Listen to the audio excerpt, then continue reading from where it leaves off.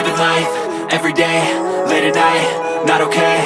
All I want, and I pray, all I need are some better days. Fuck me, I'm looking in the mirror, so foggy, but I've never seen clearer.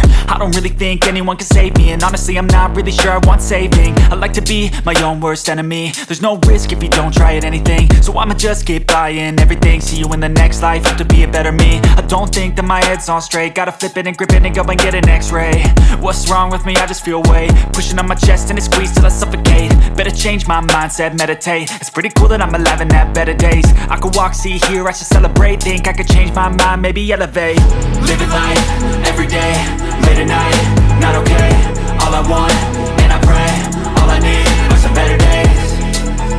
Yeah, all I need are some better days. Cause all I want, and I pray, I believe in the better days. I'm kinda stuck between a rock and a hard place. Do I work hard or live at my pace? You're only young once, yeah that's all great, but I also want a future where I'm okay. Living life is doing lots of cocaine. Wait no, it's living with no shame. Wait no, it's sleeping in on Sundays. I guess it's different for each of us and that's okay.